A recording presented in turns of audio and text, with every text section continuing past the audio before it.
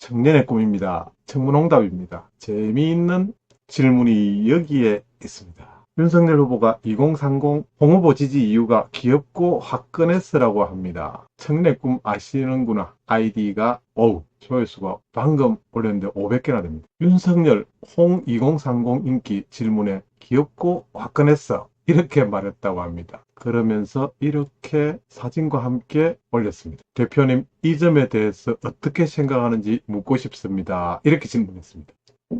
답변은 뉴스의 중간 부분에 나옵니다.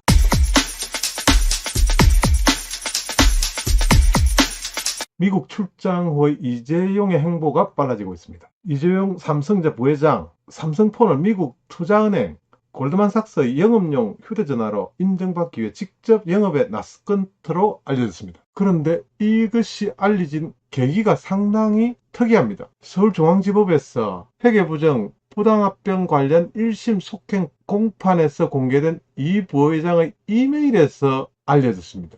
이 이메일에서 이 부회장은 왜 골드만삭스에서는 삼성 휴대폰을 사용하지 못하나? 보안 때문인가? 알겠다. 제가 기술진과 다시 방문해 애로사항을 해결하겠다라고 언급되어 있다고 합니다. 이러한 사실이 알려진 과정이 상당히 특별합니다. 회계부정 부당합병 속행 공판에서 공개된 이메일에서 이러한 비화가 알려졌습니다. 이 부회장은 골드만삭스와 미팅에서 이 같은 사실을 확인하고 직접 삼성폰 영업에 나섰다고 합니다. 이 부회장은 삼성전자 엔지니어들과 골드만삭스 뉴욕 본사를 찾아갔고 엔지니어들은 삼성전자 스마트폰 장점과 보안 기능에 대한 프레젠테이션까지 했답니다. 결국 이러한 노력으로 골드만삭스 기술부서가 삼성전자 휴대폰, 스마트폰 특별 인정을 해줬고 이후 골드만삭스 임직원들은 삼성전자 스마트폰을 업무용 전화기로 사용했다고 하네요. 재미있는 이재용 스토리를 한번 엮어봤습니다.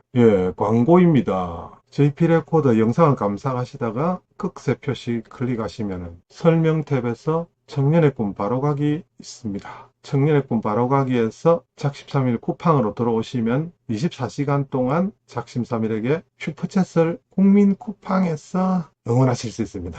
노태우 아들 전두환 빈소 조문 공과 질문에는 내가 언급할 일 아니다. 고 노태우 대통령의 아들인 노재현 변호사가 25일 고 전두환 대통령의 빈소를 찾아 조문했습니다. 노 변호사는 전 대통령 공과를 묻는 질문에는 제가 언급할 일이 아니다. 이렇게 말을 아꼈습니다. 언론에서도 상당히 간단하고 절제된 표현을 했습니다. 노 변호사는 약 15분간 빈소에 머무르면서 전 대통령의 유족들과 인사를 나누었습니다. 조문을 마친 노 변호사는 기자들에게 가족들 간에 오랫동안 관계도 있었고 얼마 전에 아버지 장례에도 와주셨기 때문에 많은 위로를 드리고 조의를 표했다. 이렇게 짧은 메시지를 남겼습니다. 앞번에는 전 대통령의 부인인 이순자 여사는 지난달 28일 고 노태우 전 대통령의 빈소를 찾아 조문한 바 있었습니다. 참 정권에 따라서 정권의 지향점 또는 좌우 정치 성향의 이념에 따라서 전직 대통령들의 조문, 빈소를 찾아 조문하는 방법과 형식이 너무도 달라서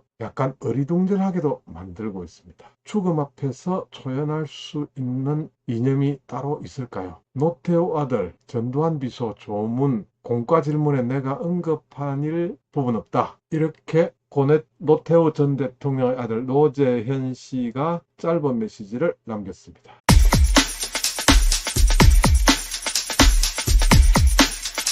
이 뉴스는 그냥 지나가기가 힘드네요. 강용석은 보수 진영의 정청래, 금태섭이 발끈하면서 강용석은 보수 진영의 정청래다. 이렇게 말했습니다. 이 기사의 원류는 이 강용석의 페이스북 메시지에서 발단이 됐습니다. 23일 저녁 10시에 수원에서 금태섭의 중재로 이재명, 김종인, 양정철이 만났다는 제보가 들어왔다. 신출괴물하는 정치판 늙은 여우를 상대해야 하는 윤석열 후보도 무척 피곤한 듯 싶다. 금태섭 의원의 중재로 이재명, 김종인, 양정철이 세 사람이 만났다. 이런 제보인데 이 기사의 내용으로 본다면은 정청래는 야 그거 사실 아니야 이렇게 말하지 않았습니다. 그 말은 금태섭은 세 사람이 만났던 것을 인정해버리는 그런 상태입니다. 세 사람이 왜 만났을까요? 한번 알아보겠습니다. 일단 금태섭이 강용석 변호사에게 강한 불쾌감을 나타냈는데 그 불쾌감은 김종인 전 국민의힘 비상대책위원장이 김종인 주선으로 이재명 후보와 양정철 전 민주연구원장을 비밀리에 만나겠다. 이런 내용입니다. 그런데 금태섭은 페이스북을 통해서 강용석 변호사 얘기 사실 아니다라고 했습니다. 그러면서 왜 이런 황당한 얘기를 하는지 한편으로는 짐작이 되지만 얘기 안 하겠다. 그냥 다짜고짜 금태섭 의원은 강용석 변호사 이야기 안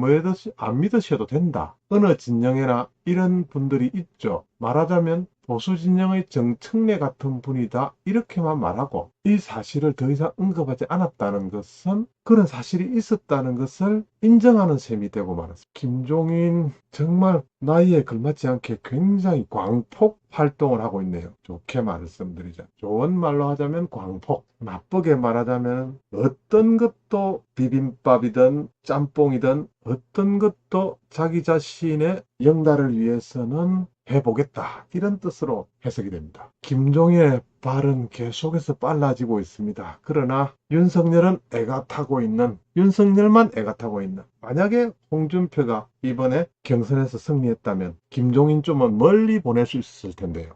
적어도 케미가 잘 맞는 젊은 당대표 이준석과 제대로 된 한판 승부를 할 수 있었을 텐데요. 정말 홍준표가 경선에서 승리했다면 김종인은 진짜 국물도 없었을 것입니다. 정말 뼈도 못 추렸을 겁니다. 너무나 안타까운 시간들이 흘러가고 있습니다. 짜잔 윤석열의 2030 인기 질문에 귀엽고 화끈했어 이렇게 질문했는데 이 점에 대해서 준표 형님은 윤석열의 이 표현에 대해서 어떻게 생각하는지 질문하고 싶습니다. 이렇게 재미있게 질문했습니다. 우리 홍준표 형님의 준표 형의 답변은 이 자식 버릇없네.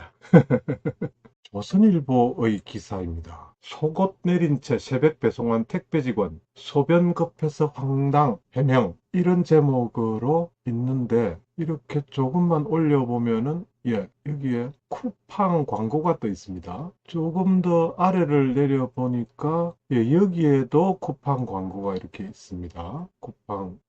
제가 왜 쿠팡 광고를 보여드렸을까요? 내용은 이렇습니다. 아파트 복도에서 바지를 벗은 채 돌아다니는 한 쿠팡 배달 아르바이트생의 모습이 포착돼 경찰이 수사에 착수했다. 수사에 착수했습니다. 다시 말씀드리면 여기는 조선일보입니다.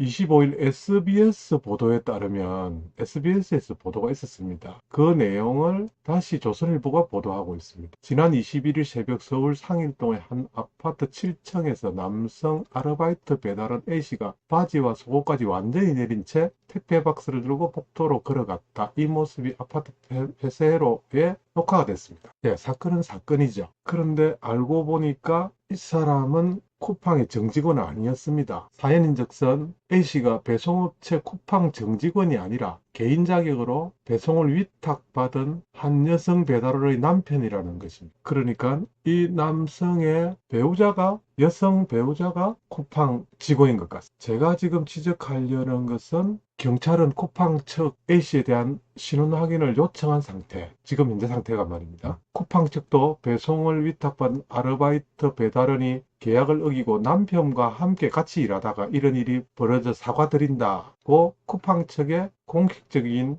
메시지가 나왔습니다. A씨 아내를 즉각 업무 배제도 했고요. 수사에 적극 협조하겠다고 밝혔습니다. 그러니까 지금 수사 중이라는 거죠. 다시 말씀드리면 아래쪽에 이렇게 쿠팡 광고도 이 광고는 쿠팡 측으로부터 광고를 받는 거와 거의 비슷합니다. 물론 구글이 거기에서 대행을 해주는 그런 형태일 겁니다. 자, 조선일보 처음으로 한번 돌아가 보겠습니다. 조선일보의 홈 화면입니다. 현재 상태의 첫 화면에서 제가 한번 이 기사에 접근해 보겠습니다. 자, 이렇게 하면은 이 기사에 이렇게 올 수 있습니다. 이렇게요. 그러니까 첫 페이지에 있다는 거죠. 제가 강조하는 것은. 근데 이렇게 첫 페이지에 좀 심하게 말하면 대문짝만하게 낸 이 기사가 단독 취재된 기사도 아니고 SBS 보도를 실은 겁니다. 그것도 여기에 다 밝혀져 있고 경찰이 조사 중입니다. 지금. 이렇게 경찰은 쿠팡 측에 이렇게 설명하면서 조사 중입니다. 이 조선일보의 보도는 SBS의 보도를 포함해서 쿠팡 측에 얼마나 위협적일까요?